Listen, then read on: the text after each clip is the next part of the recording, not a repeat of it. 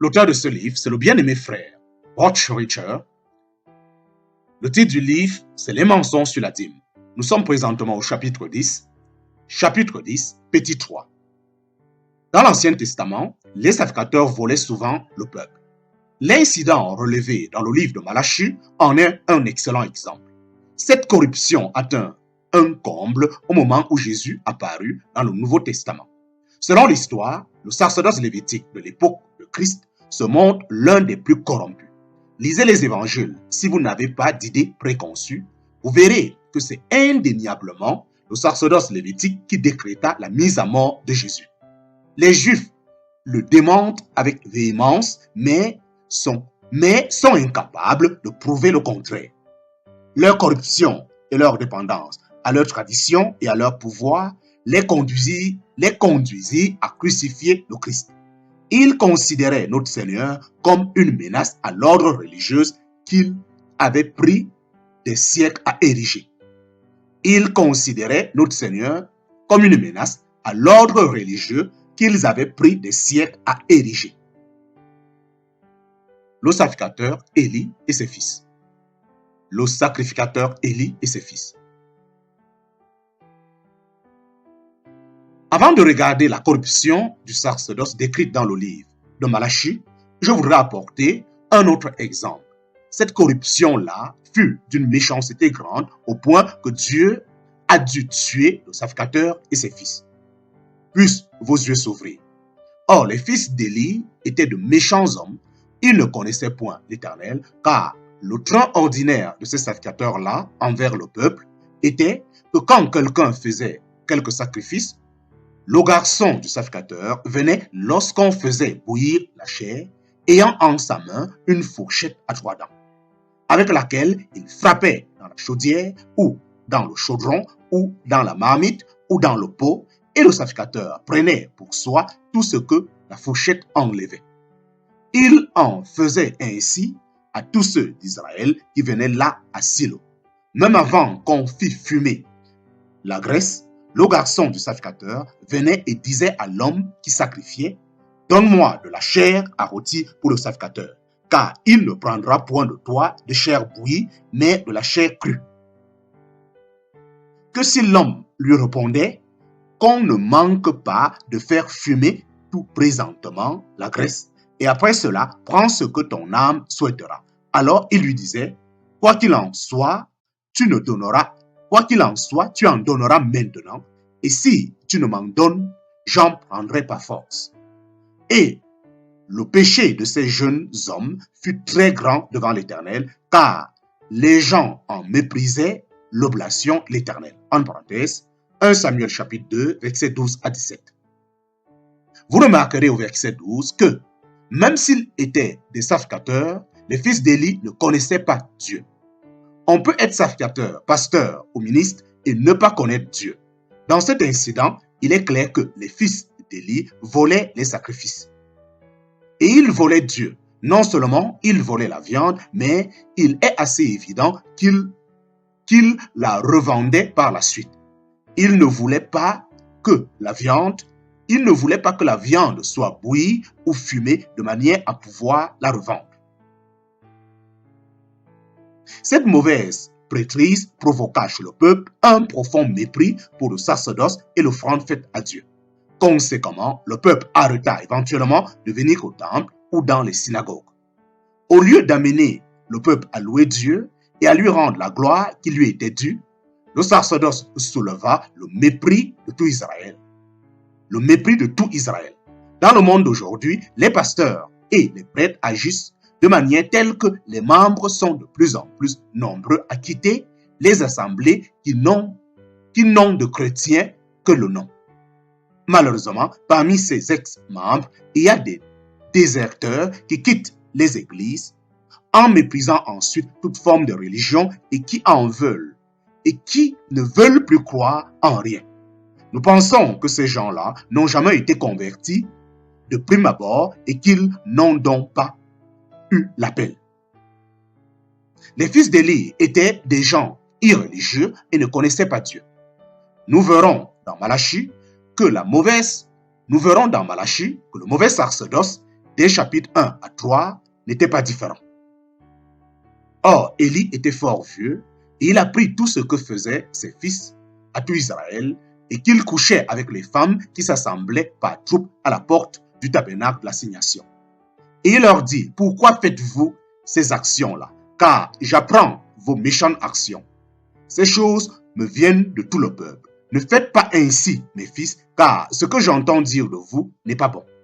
Vous faites pécher le peuple éternel. Si un homme a péché contre un autre homme, le juge en jugera. Mais si quelqu'un pêche contre l'Éternel, qui est-ce qui priera pour lui? Mais il n'obéit point à la voix de leur père parce que l'Éternel voulait les faire mourir. En parenthèse, 1 Samuel chapitre 2, versets 22 à 25. Les méchants fils d'Élie étaient la raison pour laquelle le peuple transgressait. Nous verrons le même résultat avec le sacerdoce décrit dans Malachie. Lisez attentivement, car nous allons quelque part avec tout ça. Je vous le promets. Lisez attentivement, car nous allons quelque part avec tout ça. Je vous le promets. Or, un homme de Dieu vint à Élie et lui dit, « Ainsi a dit l'Éternel, ne me suis-je pas clairement manifesté à la maison de ton père quand il était en Égypte, en la maison de Pharaon? Je l'ai aussi choisi d'entre toutes les tribus d'Israël pour être mon sacrificateur, afin d'offrir sur mon autel et faire fumer les parfums et porter les faux devant moi. Et j'ai donné à la maison de ton père toutes les oblations des enfants d'Israël faites par le feu. Pourquoi avez-vous regimbé contre mon sacrifice et contre mon oblation que j'ai commandé de faire dans le tabernacle? Et pourquoi as-tu honoré tes fils plus que moi pour vous engraisser du meilleur de toutes les offrandes d'Israël, mon peuple? C'est pourquoi l'Éternel, le Dieu d'Israël, dit, j'avais dit certainement que la maison et que ta maison et la maison de ton père marcheraient devant moi éternellement. Mais maintenant, l'Éternel dit, il ne sera pas dit que je fasse cela, car j'honorerai ceux qui m'honorent, mais ceux qui me méprisent seront traités avec le dernier mépris. Voici les jours viennent que je couperai ton bras et le bras de la maison de ton père, tellement qu'il n'y aura aucun homme en ta maison qui devienne vieux. Et tu verras un adversaire établi dans le tabernacle, autant que Dieu enverra toutes sortes de biens à Israël, et il n'y aurait jamais en ta maison aucun homme qui devienne vieux. Et celui de tes descendants que je n'aurai point retranché d'auprès de moi, d'auprès de mon autel, sera pour faire défaillir tes yeux et affliger ton âme. Et tous les enfants de ta maison mourront en la fleur de l'âge. Et ceci t'en sera le signe, savoir ce qui arrivera à tes deux fils, Hopni et Phiné, c'est qu'ils mourront tous deux en un même jour. Et je m'établirai un sacrificateur assuré, il fera selon ce qui est en mon cœur et selon mon âme. Et je lui édifierai une maison assurée et il marchera à toujours devant mon nom. En parenthèse, 1 Samuel chapitre 2, versets 27 à 35. Je vous engage à bien écouter le langage par lequel Dieu parle à Élie. La plus grande partie de ces passages pourrait être collée directement dans le livre de Malachie. Si vous lisez vraiment attentivement ces écritures, vous seriez surpris de la vive ressemblance que nous retrouvons dans Malachie. Voici une question à laquelle réfléchir. Dieu aurait-il accusé l'Odimeur alors que son sacerdoce était méchant et corrompu? Dieu n'est pas injuste et hypocrite. Il connaît parfaitement les coupables et s'adresse toujours directement à eux. Or, Élie était âgé de 98 ans et ses yeux étaient tout ternis et il ne pouvait voir.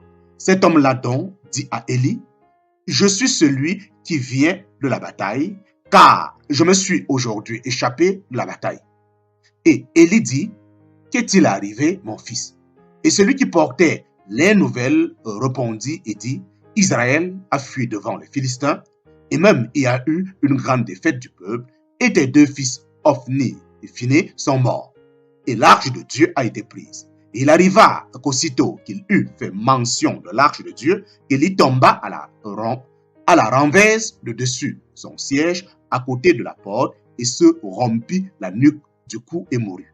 Car cet homme était vieux et pesant. Or, il avait jugé Israël 40 ans, en parenthèse, 1 Samuel chapitre 4, versets 15 à 18.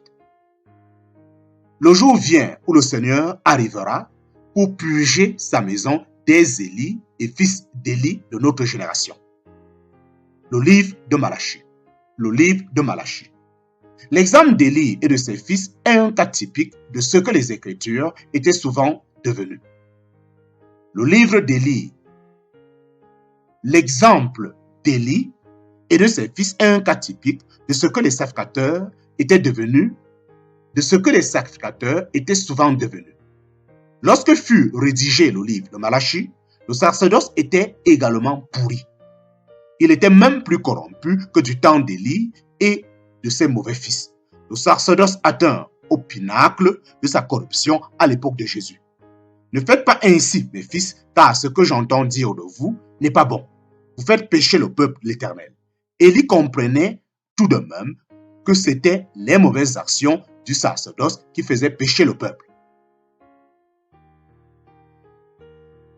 Or, toute la prophétie de Malachie est dirigée contre le sacerdoce. L'audimeur n'a pas la responsabilité du vol fait à Dieu. L'audimeur ne peut être accusé que de ne pas avoir continué à venir prendre son repas devant l'Éternel, avec réjouissance et reconnaissance, même face à un sacerdoce avilissant. Mais le sacerdoce lui volait ce privilège. Peu importe dans quelques églises vous allez, je vous assure, selon toutes les Écritures, qu'on vous vole votre repas de réjouissance et de reconnaissance avec le Père par le moyen du mensonge sur la dîme. C'est extrêmement important, grâce aux Écritures du livre de Malachie, nous allons voir que Dieu était très en colère contre le sacerdoce lévitique. Celui-ci était le responsable visé par la déclaration « L'homme pilera-t-il Dieu ?» Le sacerdoce était également responsable de « Vous êtes certainement maudits ». Dieu faisait des reproches au sacerdoce lévitique, pas aux dîmeurs.